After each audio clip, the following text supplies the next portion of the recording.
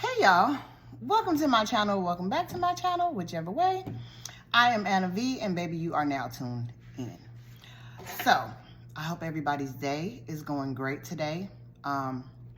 It's early, it's about 1 o'clock, something like that, but I was hungry. So I was like, well, what better way to eat than to eat with y'all, right? Exactly. So I'm having salmon, shrimp. I just sauteed the salmon, nothing major, sauteed it in butter, and the shrimp the same, season it. And then boiled the boiled the broccoli. And of course I have water, because I told y'all I ain't drinking no coffee, and it's been a couple of days, and I'm doing good. I'm doing good. So yeah, I just came to talk to y'all for a minute. Nothing major. I wanted to tell y'all about this show that I just, well, not that I just started. I don't know if it's gonna come back on or not. It's called Three Women, and it's pretty damn good. First of all, it's a lady. It's about a writer. She's a writer, but like her first assignment that she was writing on, I guess it was trash, right? It was a 2,000 word book that they just threw away. They said it was trash. So she had to find her another subject. And she chose love. Now, she wrote it about like different types of love. Like, why are people in love? What makes people fall in love? Why do they fall out of love? Why do they stay in love when they're not in, or whatever. So it was about, mainly it's about ladies all over the world. But the show, the part that I seen, because I think it's another season, but I've only finished season 1. It's like season 1, like 12 episodes or something. But it was 3 ladies. It was, okay, because Gia was the writer. She was the book writer.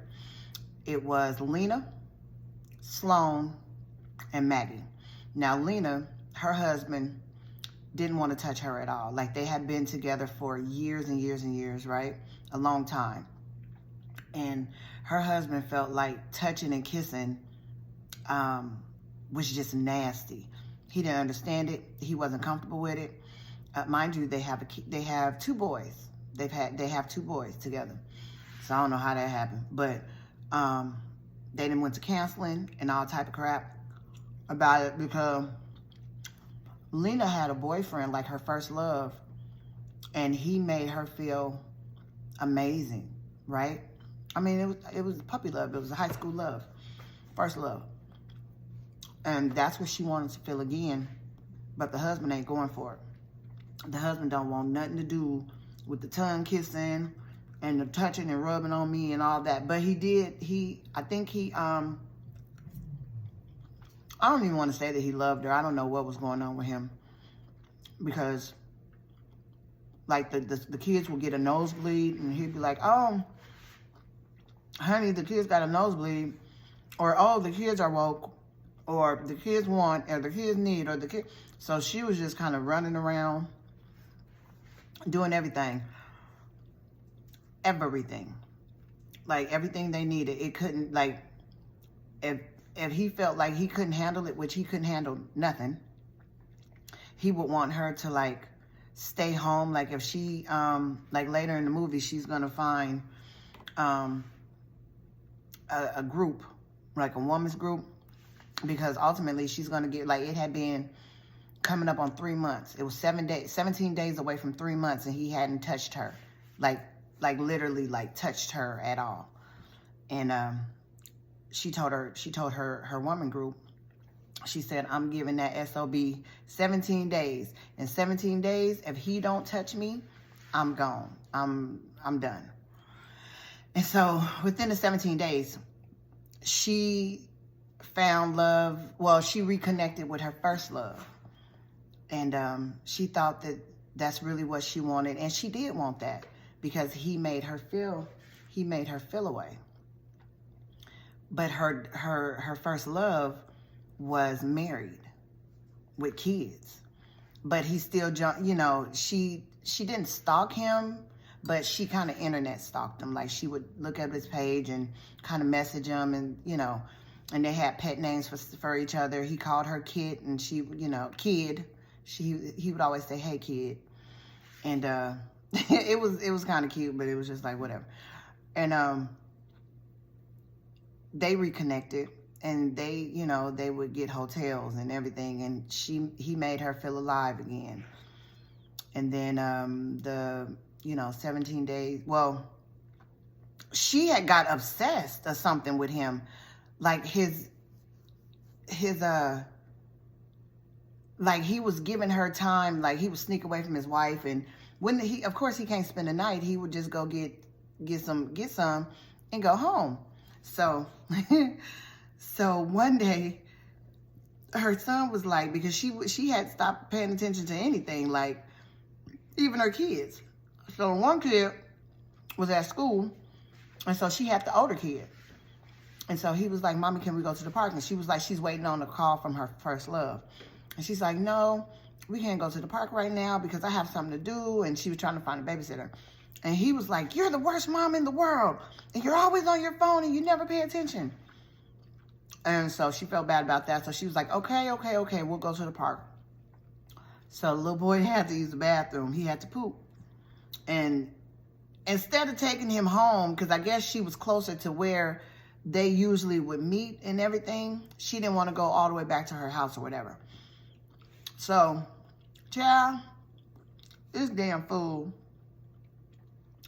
her battery was running low when he told her, when they got to the park and she parked her car, her battery was already running low. And she couldn't, of course, she can't plug it up because the car ain't on. So he told her, he said, "Mommy, keep your car in the phone. I mean, keep your phone in the car. Just let's, you know, just me and you." So she was like, "Fine, okay, whatever." She take him to the bathroom, and he says, okay, so the little boy is like 9, right? So he said, it's a porta potty at the park. Like a porta potty. It look a mess, child. It look a hot mess. So they go in, and she's like, "Oh my God, just go poop. I'll be right outside the door." He's like, "You promise you're going to be right outside the door?" She's like, "Yeah, I'm going to be right outside the door." So she do go outside the door, but that phone and missing that man phone call got to her, baby, something serious, okay? So she's looking at the door and looking at her car and looking at this fool runs to her car, sits in her car, starts the car, and plugs in her phone to make sure she didn't miss her first love's damn phone call or text. And then in the distance, she hear, "Mommy, Mommy." She's like, oh my God. So she rushed back to the porta potty. She look in there. He ain't there. So now she's like, "Oh my God, did you see my son? Did he, because now she thinks somebody done took her damn son." And so now she like running around the park. She's running somewhere. And then she hear, "Mommy, help me." And she's like, "Where are you at?" And he's like, "I'm in here." And so she runs to the porta potty. Girl, the baby then fell down in the damn porta potty. He fell in the porta potty, right? So now she feel like she like crying and got poop all over her. So she dragging him out, and she just like hold him and start crying, and she just feel like a horrible person, as she should. And it was so crazy because she still goes to see the man. The baby in the back seat, the little boy in the back seat, got shit all over him. She got shit all over her. So she meet up with the dude, right? She meet up with the first love, and he's like, "Hey, kid." And she's like, "Hey." Like, at this point, she disappointed in herself. She feel like the most horrible mom in the world. And he's like, "Babe, you smell like shit." And she's like, yeah. And she just sat there, like, I guess reality kicked in, and she sat there and she told him, like, "Look, this ain't gonna work. I love that we reconnected." And what she was looking for I think what she was looking for was how it used to be with them back in high school. But he's a whole married man with kids, and he don't plan on leaving them. So it would never have worked. She told him she left her husband wishing that maybe he would leave his wife, maybe, I don't know. But she played it off like, you know, I'm okay. I just, you know, I have fun, and I'm going to be okay and whatever. But she was really heartbroken. But reality did kick in, and when her baby fell in that damn porta potty, she got it together. She had to, because it's like, you going crazy. You going crazy over a man you would never have. And I know that, you know, I guess I don't do that, but, you know, I guess that's real life.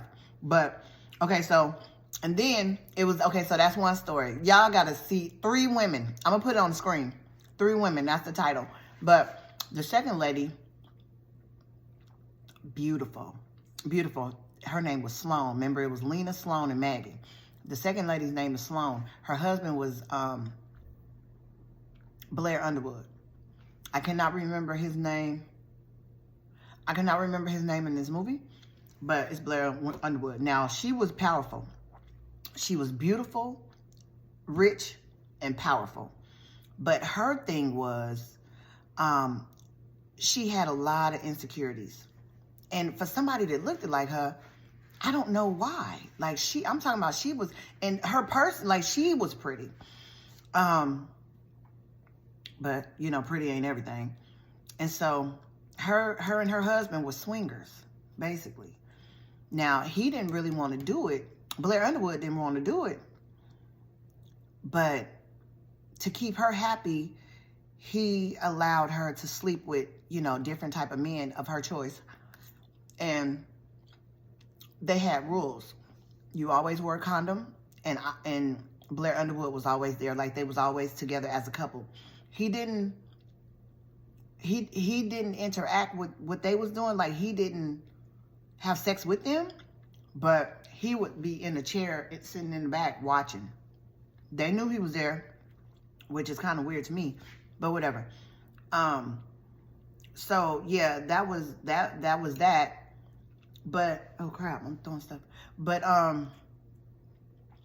so yeah, okay. So one incident with that couple was that they had, it's usually a one and done thing, but they had a couple, they were a couple and they had a couple that they had sexual intercourse with before, like swung before with, or however you say it. And it was cool. Like, she really didn't want to do it because I think she was kind of uncomfortable. But this is her. Okay, so everybody thought that it was Blair Underwood that liked to watch. And he didn't like to watch, but he watched because it was his wife and he loved his wife. But it was all her. She was the actual swinger. She was the actual swinger. He was just the watcher. And he allowed it. And so this couple, the couple that they had intercourse with. So remember I told y'all that they had a rule, right? So in this instance, the only rule, because they was already together, that the condom was to be worn. Now, Blair Underwood put his condom on and was with the other man's wife, but the other man did not wear a condom. So they into it, and they getting down and dirty. They, you know, they set the whole mood. It was real nice in there, and candles lit and everything, and music going, and smoke in the air, and all the things, right? So, yeah. So the white Sloan and the other guy they into it, right? They getting down and getting dirty, and so she face down, ass up. And so it feel good, but she's like, it feel familiar, but it ain't supposed to. Not with you. So she reached back there, and she feels no condom. So now she about to act the ass, right? So she get the fuck off me. I can't believe you. What the hell is going on? Like, she's like irate at this point. She is livid. Just crazy. Like, she can't believe that this happened because these are the rules. Now, this couple is somebody that they have had interaction with before. So they know the rule. And this man gonna say, he was like, oh, we did it before, so I thought it was cool. No, it's not. So she like, get the fuck out of my house. Just don't say nothing to me. Just get out. And no, so now she's blaming Blair Underwood because she's like, I really didn't even want to do this in the first place, not with them, and whoop, whoop, whoop. So he like, it's not my fault. It's not my fault. They knew the rules. Plus, this is what we do. Like, so it is crazy. And then there was another one that she liked. He was a white man. He was the oyster guy. Because they had so Blair Underwood and Sloan had an event, and the oysters was bad. So she was like, no, I don't want these oysters. So she went and found her another oysters vendor. Just so happens to be her type.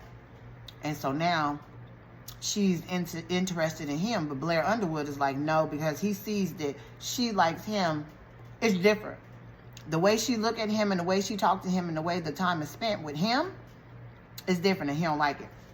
So he sees that she likes this man. Like, there's something more than there's just the one, the one and done thing that she's gonna want with him. So he like, nah, I'm not comfortable. I'm not feeling it. And they kind of had a spat about that or whatever. But then he gives in, right? He gives in and he's like, if you promise this is only going to be one time and I'm going to be there, then I'll let it happen. So she's like, yes, baby, I promise, whatever. That was a damn lie because they didn't have, okay, I'm going too fast. So they have an event. He brings the oysters. But before the event, he tells Sloan, he's like, hey, I noticed that you have a lot of flowers at your event, at your last event, you have a lot of flowers. And I think that you would like, I have a flower person, and I think that y'all would be good. Y'all would work together well. And she was like, okay, give me her number. So when she goes to meet this new flower girl, she likes her, right? Sloan likes women and men, but she likes her for the flowers. She's like, yeah, you do a great job. And the girl says, yeah, I'm so glad that, he threw my name out there. It's not a lot of times where your partner can, throw your name out there and get you a job with such a big name as yours. And Sloan's like, oh, that's your boyfriend or your husband? And she's like, yeah, that's my boyfriend. We've been together 2 years, but something is going on. Like, he's pulling back. He spends a lot of time on his boat because he builds boats, and all, and all this stuff. So now her wheels are spinning in her head because she wants this man, and she kind of like the girl. The girl is cool. That fast forward, they going on like Starbucks dates and all this stuff and meetings and smoking together and all this stuff. But the girl she's not a swinger. She ain't into it at all. Now, Sloan done already told Will, which is the oyster vendor. His name is Will. She done already told Will that, hey, this is the deal. Me and my husband do this sometime, and I want you, but the rule is you have to wear a condom, and he has to be there.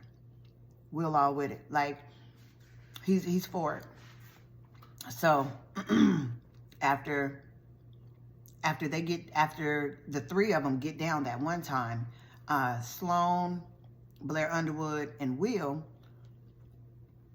it's cool, right? It was supposed to be a one and done. But she still wanted to work with Will because he had good oysters. And, you know, the girl had good flower arrangements. So, but she did some shady stuff. She kind of tricked all of them into coming together. Like, she befriended Will's girlfriend purposely to get to Will anytime she wanted to. Like, she was kind of like trying to make it seem like that it was okay, knowing that this girl don't get down. But this girl grows. She's like a hippie chick. So she smoked weed. She grow shrooms and all that stuff. And so one day on their little lunch date, on Sloan and the girlfriend's lunch date, she says to Sloan, hey, I got some you know, have you ever done shrooms? And Sloan's like, no. And she's like, oh, you would love these. They, you know, they don't trip you out and whatever. And I, you know, I grow them and whatever, right? So Sloan, Will's turning again. She goes to her husband, which is Blair Underwood, and she says, hey, the girl thinks that you're very handsome. First of all, the girl, when they was at the dinner date, the girl says, yeah, Will thinks that you're so attractive, not knowing that they didn't already had sex. The girl don't know nothing. She's like, yeah, Will thinks that you're beautiful, you know, that you're a beautiful person, that you're, you know, you're beautiful and this and this and that. She just kind of like telling too much. And she telling too much. And so Sloan is acting like she don't know nothing. Like, oh, that's so cute. And oh, yeah. So she lies to her husband, she lies to Will, and she lies to the girlfriend to get them all to come together. And just like it's going to be just like a little kicking it thing, a little kicking it party, right? So, hold on, y'all. I got to take Bentley out. Okay, so I'm back. So, she done put this little thing together so they can all be together at one time. She lied to her husband and said that told the husband that the girlfriend said that she wanted him, and told Will that the girlfriend was okay with it. So don't nobody know shit. Don't nobody know nothing but Sloan. Sloan got the whole thing planned out. So they go to her little house. They go to her house. They go to Will and the girlfriend's house, and you know, they try her product. Now they tripping. They on a nice trip now. And so, oh my God, hold on, y'all. Okay, so I forgot, where was I at? Okay, so they get together, and so everybody is now having, you know, everybody's like one big orgy. So the one rule that they made Sloan and damn Blair Underwood, he does not do. So Sloan and Will is together. Will didn't put on a condom. Blair Underwood is with the woman. No condom. I don't know what he was thinking, but he didn't put on a condom. So they about to climax. They going hard in the paint. You hear me? So he like, you know, and the girl she cool. Like, she don't even know what's going on. She just is feeling herself. And he like, oh my God, baby, I tried to pull out. And Sloan is like, what the hell are you talking about? So now, another fiasco, right? So she's like, what the, I know you ain't sat up there and did that. That was the one rule. As soon as she said that, old girl knew that this was not just a spontaneous, and they was tripping, and everybody was in it. Everybody was kind of in on what was going, you know, what they was about, but her. So now she's fucking livid, right? She's like, get out my house. I'm getting out my house. Like, get out. Everybody get out. I'm leaving. I ain't got time for this. And she tells Will, which is her boyfriend, she like, you knew?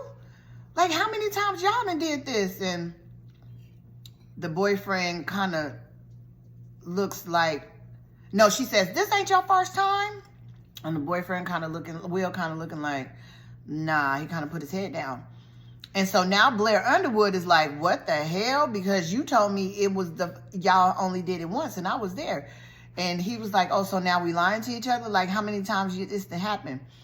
And Sloan she knows that she's caught, but she's still kind of acting like nothing. Like, it don't matter. Like, and Sloan and Blair Underwood, they are actually in love. They in love. It's just like Sloan has a lot of underlined stuff going on in her head. Like, as beautiful as she is, as powerful as she is, as accomplished as she is, like successful, she is one of the most insecure women that you could ever see.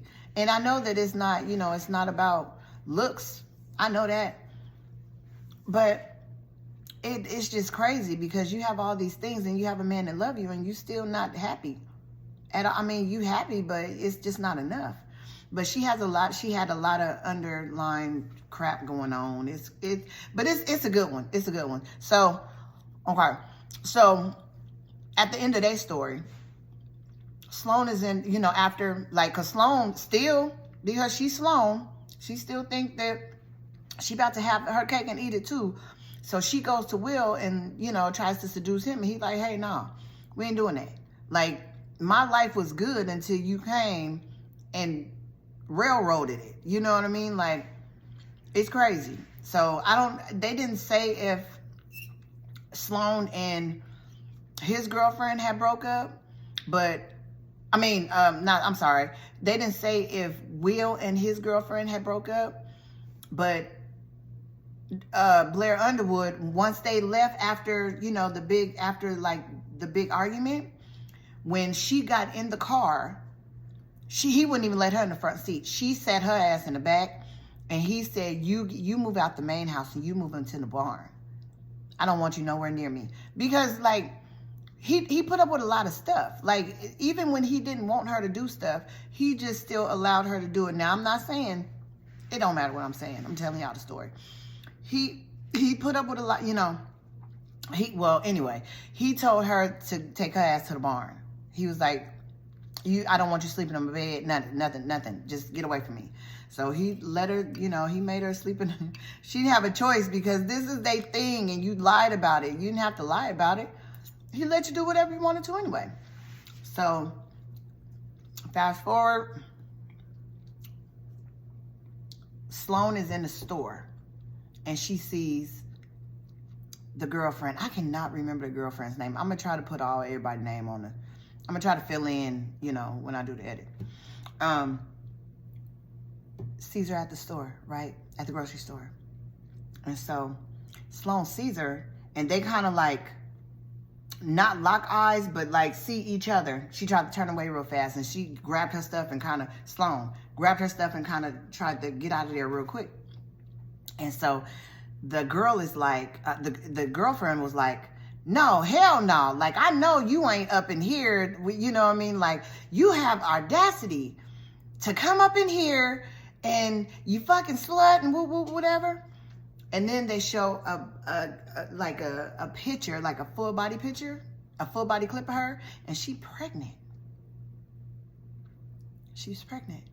So, we don't know whose baby it is because we only on season 1 and I didn't watch all episodes. I don't know if it's coming back on. I don't know what's gonna happen. But it's probably gonna be another season. But she's pregnant. And so, yeah. So I don't know. I'm waiting. I'm excited to see it. Okay, so the third girl, Maggie. Maggie was like 16, 17 years old. She then fell in love and had sex with her English teacher. That one was crazy. Yeah. So, there's a lot of stuff that happened with that one. Y'all just gonna have to watch it because this video is gonna be so long. But It was a good one. Maggie's was good too. I mean, hers was sad because it's kind of like he was her teacher. He was her English teacher. He wasn't supposed to, you know, take advantage of that like that.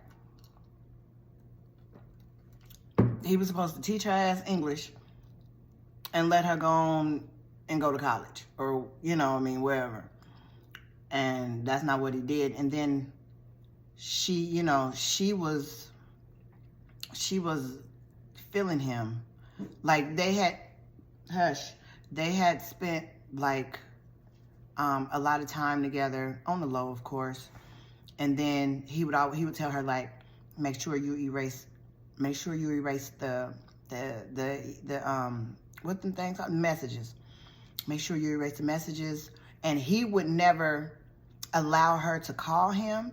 Anytime they met up, it was on his time. He made she wasn't allowed to do nothing. She was just basically waiting to receive any phone call or text that he was gonna send her. So, yeah. But, you know, they did what they did, and her best friend was like, well, what's up with, Knodel? That was his name, Adam Knodel. And Maggie was like, nothing. He helps me after school, you know, because Maggie's mother and father were alcoholics. And she didn't have, she had a brother, but he was a little older, and she really didn't have anybody to talk to or, you know, to confide in. Her friend, but when Mr. Adam Knodel, you know, he was, okay, so how it started was one day, this little 16, 17-year-old girl, it was at Christmas time, and she's with her, you know, she's with her family, opening presents and all that stuff, and he done got drunk, and then text her. How he get her number, I don't know. It's probably from his school records, but he was like, hey, how's things going? Because they have talked, and so he knew that she was vulnerable. He knew that she had problems at home. And so he texted her, and he was like, hey, you know, how is everything going? And she, you know, she responded, and she was like, fine, you know, like, Merry Christmas or whatever. And he was like, I'm going to say something that I don't need to say. So you knew you didn't need to say it, but you said it anyway. So the next message came up was like, I have feelings for you. Now, this was on Christmas break, I think, that he said all this mess. So now she's going to school, and she's looking at him crazy, like, she's a girl. She's a young girl, so impressionable, you know? Like, so now she feel like the more time that they spend and the more time that they text, he in love with them. So people find out. Wait, did people find out? Somehow, oh, no. People didn't find out yet. This goes on for a while. And then he was at a party, and his wife must have seen a text or something. They don't show that part. But what they do is you hear the conversation. He calls her, and he's like, it's over. And he's talking to Maggie.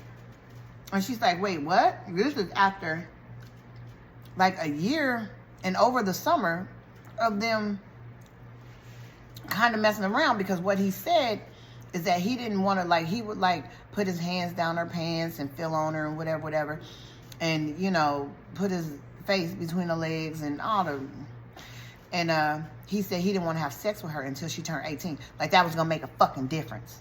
You are her teacher. You're not supposed to be doing that. But whatever. So, I guess once she turned 18, they was getting it in. And so anyway, so over the course of like a year in the summer, they had got close and had did some things. And she picks up the phone one day, and he's like, it's over. You know, my wife's seen the text that you sent, or he's seen the text between us, And so he was like, don't call me anymore. I won't call, you know, whatever. But he's still telling her he loves her. So now she confused. She heartbroken. She don't know what the hell going on. The one person that she wanted to trust and confide in for the rest of her life now just left her. Left her just, he's gone. Because, you know, he didn't want to lose his license and his wife. Hey, be quiet. He didn't want to lose his license and his wife. So he like, you got to go, little mama. Like, can't have that. So she waited a while. Or she waited, years passed. And she's still, you know, she's still heartbroken.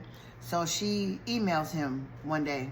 Now, mind you, nobody knows that she's even have had anything to do with this man. Nobody knows, right? So, Tuda, hush. So, she's heartbroken. So she reached out to him and like, I need answers, something. He never says anything to her. So she rides by his house and she puts a letter in his mailbox. Now, in between this time, well, she puts the letter in his mailbox. One day he comes out, takes out the trash, and kicks it. Boom. Because he know now. He know that she's, because I don't know what the letter said, but it's about to be some mess. Because she told her parents that this man, you know, when she was in high school. Oh, no. Okay, so he won Teacher of the Year. That's what it was. He won Teacher of the Year. And so her life is messed up because she's like, he doesn't love me. I don't, you know, I stopped my whole life. I didn't go to college. I didn't do nothing because I was depressed and I, you know, whatever. And this mug get Teacher of the Year? Like, nah, we ain't gonna have that. So she texted or she messaged them and she's like, we're going to court. Like, what you did to me was not right. What you did to me was not right. I was your student. You were supposed to protect me. I was, you know, I was confused and I was young-minded and whatever else. And so he got, you know, they went court back and forth. And he got on that stage, or he got on that stand. And she had a lot of proof. Like, she didn't have the messages. I feel like if she would have had the messages in that phone, they wouldn't have had no choice but to believe her. But, you know, they didn't believe her. They didn't believe her enough to convict him. He, I think he was charged with 5. He had 5 charges. 3 of them was threw out and 2 was dismissed because they made it seem like it wasn't enough. It just wasn't enough evidence to blame or to say that he was guilty. So he was found not guilty. And her dad, like I said, her dad was an alcoholic. Her mom was an alcoholic too. But they wasn't bad parents to her. They just was present and non-present at the same time. And the dad felt like he should have knew. He should have protected her. And had he not been drinking as much as he was, he probably could have seen signs or whatever, right? So sorry, y'all. He ended up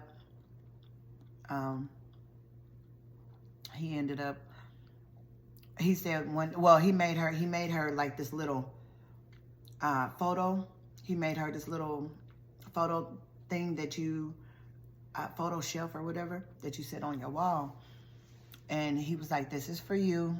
And, you know, whatever. That was the last day she seen him alive. As the court was going on, he just got more sad, the dad. And so he said one day, he was just like, I'm going to go to the store. Or something he said. He was like, I'm going to go to the store. And he never done that ever. So when the mom woke up, she crying and she's like, he's never done this before. I don't know what's going on. Something is wrong. He's hurt. Something is wrong. And so Maggie's like, I'm gonna, I'll call the police. And when she said that, detectives was walking up, and Maggie opened up the door, and she was like, oh wow, that was fast. And the detectives introduced themselves, and the mom is like, why are y'all at my door? Like, why? This is just, I just wanted to make a report on my husband not being here. Like, why detectives? You don't send detectives for a report. And yeah, they told her what was going on. He was found in the cemetery, and Maggie was like, did he himself? And they was like, yeah. It had went more downhill for her, at that point. But it was that part was sad. Her whole story was sad.